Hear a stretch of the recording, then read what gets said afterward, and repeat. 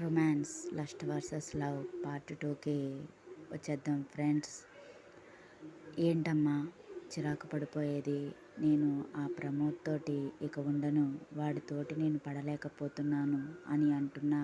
వాడి దగ్గర బోల్డ్ అంత డబ్బు ఉందని, వాడితోనే ఉండు అని నన్ను ఫోర్స్ చేస్తున్నావు. వాడేమో నైవేద్యం పుష్టి, ఆరోగ్యం నష్టి అన్నట్టుగా ఎంత రొమాన్స్ చేసినా సరే మెయిన్ మ్యాటర్కి వచ్చేటప్పటికి డల్గా అయిపోతున్నాడు.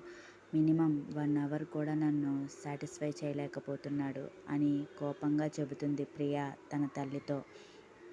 దానికి సూర్యకాంతం, ఏం మాట్లాడుతున్నావే?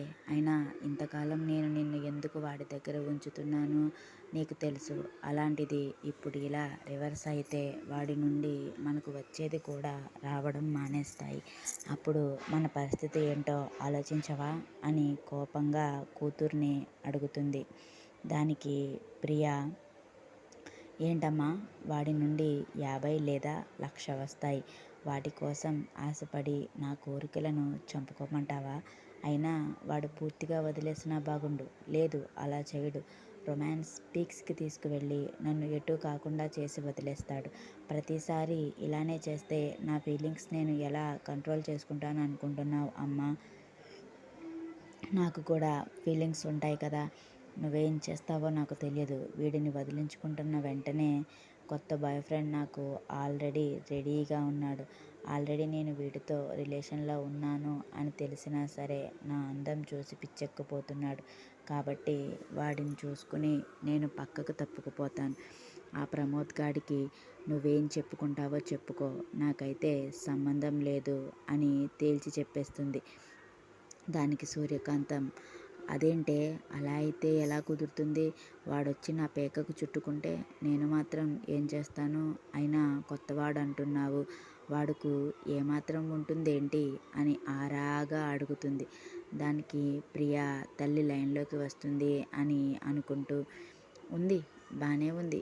వీడికన్నా ఒక 2 రెట్లు బాగానే ఉంది. ప్రజెంట్ బాబు బిజినెస్ చూస్తున్నాడు. వాళ్ళ అమ్మేమో ఒకటే పార్టీలు అంటూ తిరుగుతుంది. ఇంకా వీడొక్కడే కొడుకు. చెల్లెలు ఉంది కానీ పెళ్లి చేసుకుని యుఎస్ వెళ్ళిపోయింది. తాతలు సంపాదించిన ఆస్తి మొత్తం వీడిలా బలాదూర్ చేస్తూ ఉంటాడు. అలా చేస్తున్నప్పుడే ఒక పబ్లో నన్ను కలిశాడు. అప్పటినుంచి నాతో డేట్ చేయాలని పిచ్చెక్కిపోతున్నాడు అని చెబుతుంది. దానికి సూర్యకాంతం, ఓ అవునా అని ఏదో ఆలోచిస్తూ, సరే అయితే నువ్వు ఇంకొక 10 రోజులు వాడిని మేనేజ్ చెయ్యి. ఆ తర్వాత వాడి పీడ నీకు వదలగొడతాను. ఈ లోపల నువ్వు అంటున్న వాడిని కూడా సెట్ చేసే పనిలో ఉండు అని చెబుతుంది. దానికి ప్రియ, ఈ మాట అన్నావు, బాగుంది, చాలా మంచిది మా అమ్మ అని సూర్యకాంతం బుగ్గన ముద్దు పెట్టేసి, మామయ్య నువ్వు ఖాళీయే కదా, నాతో పాటు రూమ్లోకి రా అనగానే ఆశ్చర్యపోతాడు ఏకలింగం.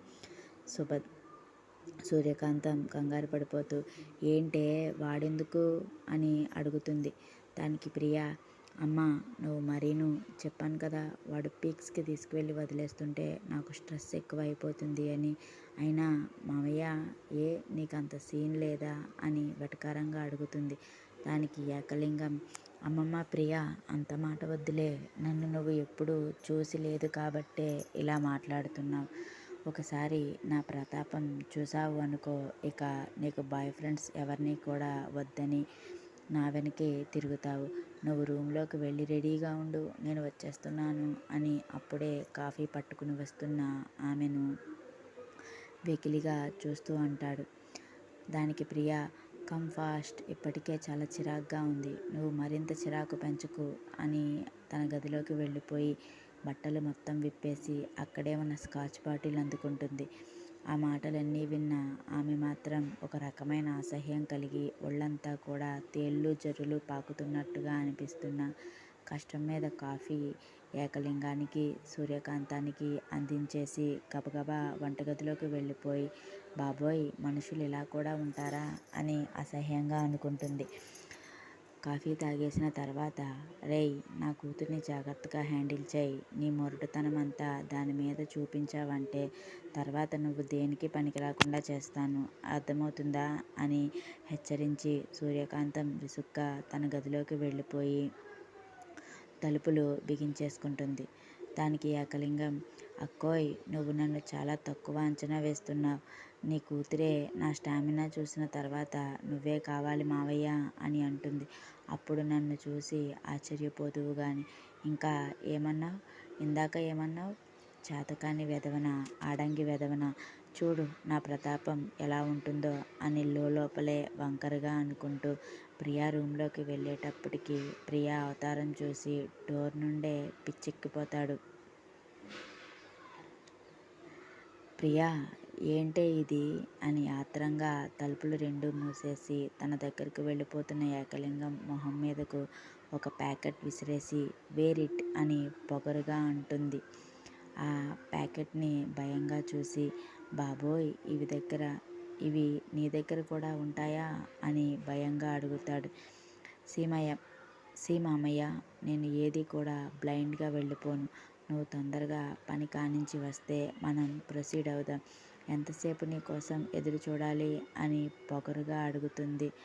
దానికి ఏకలింగం, బాబోయ్ ప్రియా నువ్వింత ఫాస్ట్ అనుకోలేదు. ఒక్క 5 నిమిషాలు అంటూ ప్రియా ఎదురుగానే డ్రెస్ తీసేసి ప్రియా చెప్పిన పని చేసేసి ఆత్రంగా ప్రియా మీద పడిపోతుంటే, ఆగాగు అంటూ అతడి దగ్గర మందు స్మెల్ రాకపోవడంతో స్కాచ్ అతడి గొంతులో పోసి అప్పుడు తన డ్రెస్ తీసేసి అతడికి వీలుగా తన మంచం మీద పడుకుంటుంది. ఏకలింగం ప్రియా చేసేవన్నీ గమనిస్తూనే వరి చేను మీద పందికొక్కు దాడి చేసినట్టుగా ప్రియా మీద పడి దాడి చేయడం మొదలు పెడతాడు. లేతగా ఉంది కదా, నలిగిపోతుందేమోనని స్ఫూర్తిగా హ్యాండిల్ చేస్తున్న అతని తీరుకి విసిగిపోయి, ఏంటి నీ స్టామినా ఇంతేనా? నాకు స్మూత్ రొమాన్స్ ఇష్టం ఉండదు. ఐ వాంట్ వైల్డ్ రొమాన్స్ అంటూ అతడిని కోపంగా అడుగుతుంది. దానికి ఏకలింగం బెంబేలెత్తిపోతూ, బాబోయ్ మా అక్క దీనిని ఆడపిల్లలా పెంచిందా? ఇలా ఉంటే మనకు అస్సలు సరిపోదు. మనం రమ్మంటే దూరంగా పారిపోయే పిల్లని చూస్తే మజా వస్తుంది కానీ మన మీద పడిపోయే పిల్లని చూస్తే ఏమొస్తుంది? నా మొహం 2 రౌడీల్లాగా ఉంటే 2 మగరాయుళ్ళు సంసారం చేసుకున్నట్టుగా అనిపిస్తుంది అని విసుగ్గా అనుకుంటూ ప్రియాకి నచ్చినట్టుగా తనని సాటిస్ఫై చేసేటప్పటికి ఏకలింగానికి ఉన్న ఓపిక మొత్తం పోతుంది. ప్రియా అలసట తీర్చుకుంటూ, పర్లేదు మామయ్య, నువ్వు కూడా బానే ఉన్నావు. అప్పుడప్పుడు నిన్ను కూడా ఓ చూపు చూడొచ్చులే అంటూ చెమటలు పట్టేసిన దేహాన్ని టిష్యూతో తుడుచుకుంటుంది. దానికి ఏకలింగం ఒక చూపు చూసి, అంటే ఏంటి, అప్పుడప్పుడు నన్ను కూడా వాడచ్చా? నీతో చాలా కష్టమే ప్రియా అని ఒగొచ్చుతూ అంటాడు. మళ్ళీ అతనే, అవునే ప్రియా, మీరిద్దరూ ఒకే తండ్రికి కడుపున పుట్టిన వాళ్లే కదా. నువ్వేమో మీద పడే కొద్దీ ఇంకా కావాలి ఇంకా కావాలి అని అంటావు. మరి మీ అక్కేంటే ముట్టుకుంటేనే ముడుచుకుపోతుంది అని తన అనుమానాన్ని బయట పెడతాడు. ఇప్పుడు మనం మన హీరో దగ్గరికి వెళ్ళిపోదాం. వాట్ విరాట్, ఏమైంది అని చేస్తున్న పని మధ్యలో ఆపేసి విసుగ్గా పక్కన పడుకుంటున్న అతనిని అయోమయంగా అడుగుతుంది Rosie. I don't know Rosie, I want something new. అస్తమానం మీరు అంటే నాకు నచ్చడం లేదు అని విసుగ్గా అంటాడు అతను. వాట్, మేము నచ్చడం లేదా? ఏంటి విరాట్, ఏం మాట్లాడుతున్నావు? నేను నీకు సరిగ్గా కోఆపరేట్ చేయలేదా? ఐఎమ్ సారీ, నేను నిజంగా నిన్ను డిసప్పాయింట్ చేస్తున్నాను అనుకోవడం లేదు. ఈసారి రా, నీకు నచ్చినట్టుగా మారిపోతాను అని అతడికి వీలుగా పడుకుంటుంది. దానికి అతడు, సారీ రోసి, నాకు ఇప్పుడు ఈ మూడ్ లేదు. నువ్వు ఇక్కడి నుండి వెళ్ళిపో ప్లీజ్, ఇరిటేట్ చేయకు అంటాడు. దానికి ఆమె, వాట్ విరాట్, ఏంటి నువ్వే? ఆల్మోస్ట్ రొమాన్స్ స్టార్ట్ చేసి మనం 3 అవర్సే అవుతుంది. నీకు 10 అవర్స్ కంటిన్యూగా చేసినా కూడా సాటిస్ఫాక్షన్ రాదు కదా. ఏమైంది ఈరోజు? పోనీ రూల్స్ చేంజ్ చేసుకుందామా అని హస్కీగా అడుగుతుంది. నో రోసి, నాకు నీలా ఉంటుంటే అస్సలు నచ్చడం లేదు. అసలు ఆడపిల్లలంటే ఎలా ఉండాలి? మగవాడు ముట్టుకుంటే ముడుచుకుపోయేలా ఉండాలి. కానీ మీరేంటంటే నాకన్నా ముందే యాక్టివ్‌గా రెడీ అయిపోతున్నారు. అస్తమానం ఇలానే ఉంటే బోర్ కొట్టేస్తుంది రోసి అంటాడు అతడు. దానికి ఆమె గట్టి గట్టిగా నవ్వుతూ, వాట్ విరాట్? ఏం మాట్లాడుతున్నావు? నీకు ముట్టుకుంటే ముడుచుకుపోయే అమ్మాయిలు కావాలా? ఏ కాలంలో ఉన్నావు విరాట్? ఇది 90స్ కాదు, 2026. ఇంకా